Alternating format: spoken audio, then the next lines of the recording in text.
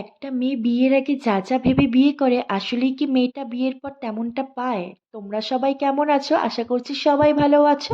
চলো আজকে আমার একটি নতুন ভিডিওটা তোমাদের সকলকে স্বাগত। বরাবরই মতো সরস্বতী পুজোর সকালবেলা উঠে দেখো আমি পুরো হলুদ দিয়ে স্নান করে নিয়েছি, আর তাই গলা মুখ পুরোটাই হলুদ। তারপর ঠাকুরকে একটু ফল মিষ্টি খেতে দিয়েছিলাম আর সমস্ত ঠাকুরকে পুজো দিয়ে দিয়েছি।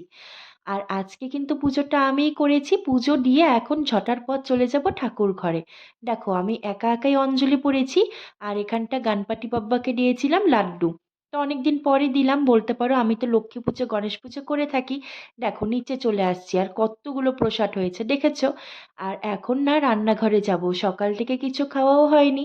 তো খাবো কখন আর রান্নাই বা করবো কখন? তোমাদের দাদাভাই নিয়ে এসছে অনেকগুলো মাছ, আর তার মধ্যে নাক সিটকেলেও সব থেকে পছন্দের যেটা সেটা হচ্ছে আমার চিংড়ি মাছ। ইলিশ মাছের মতনই হয়তো ইলিশ মাছই নিয়ে এসছে, আমি আবার অতটা নাম জানি না, তবে খেতে কিন্তু পুরো ইলিশ মাছের মতনই ছিল, হয়তো ইলিশ মাছ। আর এখানে আমাকে মা দেখো কাতল মাছ আর ডিমটা ধুয়ে দিয়েছিল, ঝটপট করে রান্না করে নেব। আর আজকে যেন মানে দুদিন পড়েছে সরস্বতী পুজো, এই প্রথমবার। তো আমি তো ভীষণই কনফিউজ যে আজকে বেরোবো নাকি কালকে বেরোবো। তাই সকাল থেকেই ভীষণ তাড়জোড় চলছে রান্না বাড়ির। এখানটা নিয়ে এসছে পাবদা মাছ, চলো এখন সমস্ত মাছগুলোকে পরিষ্কার করে নিই।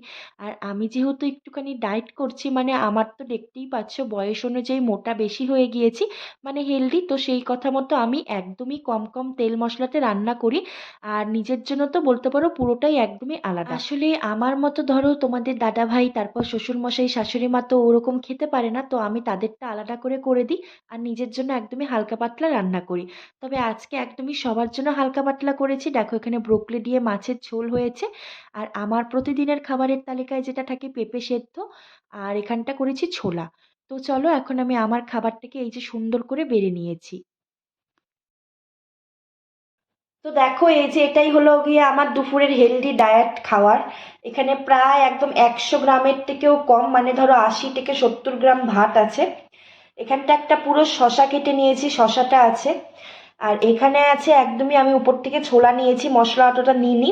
আর একদমই এটা 2 চামচ তেলে রান্না হয়েছে। তো ধনেপাতা দিয়ে একটু ছোলা আছে, ছোলাতে ভীষণ কার্বোহাইড্রেট থাকে যেটা আমাদের শরীরের পক্ষে খুব ভালো। আর এখানটা আছে দেখো পেঁপে সিদ্ধ। তো আমার খাবারের তালিকায় প্রতিদিনই পেঁপে সেদ্ধটা থাকে, আমি এটা প্রতিদিন খাই। মানে আজকে নিয়ে আমার 2 দিন ধরে ডায়েট চলছে, তো আমি 1 মাস এটাই খাবো। 1 মাস বা তারপরেও হতে পারে, যতদিন না আমি ওয়েটটা লস করতে পারছি। তো টার্গেট আছে 1 মাসে 4 কিলো কমানোর। আর এখানটা দেখতে পাচ্ছ এটা একদম পাতলা করে। তো আজকে সকলের জন্য আমি এরকমই করেছি, ব্রোকলি দিয়ে একটা ছোট মাছ। আর এখানটা আছে ধনেপাতা দিয়ে একটা মাছের ঝোল, একদমই নর্মাল করে। এটা নর্মাল হলেও খেতে ভীষণ টেস্ট হয়, আদা জিরে বাটা দিয়ে করা আছে। আর এখানটা দেখতে পাচ্ছ টক দই, উপরে আমি একটু চাট মশলা ছড়িয়ে দিয়েছি। তো দেখো যেহেতু আজকে পুজো সব কিছু করেছি পুজো, আচ্ছা, তো সেই জন্য একটু আমার লেট হয়ে গেল খাবারটা খেতে। আসলে 2টো থেকে মানে 2:30টার মধ্যে, তো আমার 3টা বেজে গিয়েছে। তো ব্যাস আমাদের লাঞ্চ থালি একদম কমপ্লিট ডায়েটের জন্য। তো প্রপার দেখি যে আমি ডায়েটে শুকোতে পারছি কিনা। তো সেটারই চেষ্টা, আশা করছি শুকিয়ে যাব। শুধুমাত্র কিন্তু খেলে হবে না, অবশ্যই তোমাদেরকে সময় নিয়ে চিবুতে চিবুতে খেতে হবে, মানে একটু বেশি সময় নিয়ে খাবে। অবশ্যই এটা নিয়ে একটা বড় ভিডিও আসছে, তো এখন আর অত কিছু বলছি না আমি। আর সরস্বতী পুজো তোমাদের দাদাভাইকে ফোন করলাম, বললো এখনো কেউ বেরোয়নি।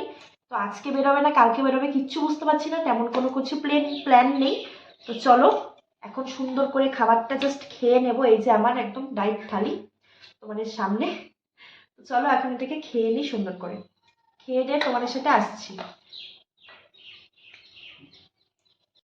আর হ্যাঁ, আর একটা কথা না বললেই নয়, তোমরা কিন্তু খালি খাবার খেলে হবে না, অবশ্যই তোমাদেরকে এক্সারসাইজ করতে হবে। কারণ আমি সকালবেলা উঠে 1 ঘন্টা 1.5 ঘন্টা মোবাইল দেখে দেখি, মানে এই যে যোগাগুলো হয় এক্সারসাইজ, তো ইউটিউবে প্রচুর দেওয়া আছে, সেগুলো দেখে আমি এক্সারসাইজ করছি। তো আজকে চলো 2 দিন, তাই তোমাদের সাথে ভাবলাম একটা ব্লগ করি ছোট করে। তো চলো তাহলে খেয়ে নিই, তারপর তোমাদের সাথে দেখা হচ্ছে।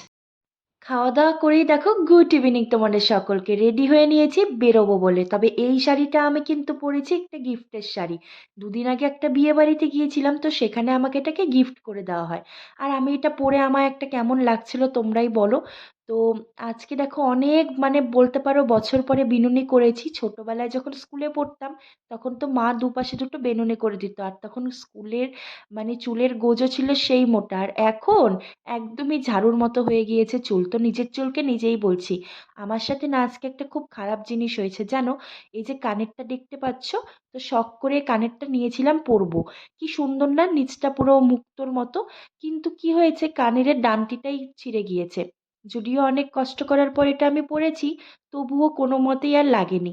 আসলে অক্সিডাইজের যে কোনো জিনিসগুলো আমার না ঠিক একটা শ্যুট করে না।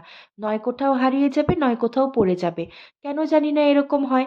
তারপর আমি একটা অন্য কানেরই পরে নিয়েছিলাম তোমাদের সাথে ভিডিওর আগে, তাই এটা দেখিয়ে নিচ্ছি। ওই দেখো ভেঙে গিয়েছে, তো আমার অনেক মন খারাপ হয়েছিল। আসলে শখের জিনিস কানে না দিতেই ভেঙে যাবে, এটা আমি কল্পনাতেও ভাবতে পারিনি। হয়তো আমার কপালে এটাই ছিল, এই জন্য পড়তে পারিনি। তারপর ছাড়ো, আমি আর অত শত ভাবি না। তারপর দেখো রেডি হয়ে নিয়ে চলে যাই তোমাদের দাদা ভাইয়ের সাথে। তো চলো টাটা, এখন থেকে কিন্তু আমি এরকম ব্লগ তোমাদের সাথে শেয়ার করব। আর সরস্বতী পুজোর লুকটা কেমন হয়েছে অবশ্যই জানিও। চলো টাটা।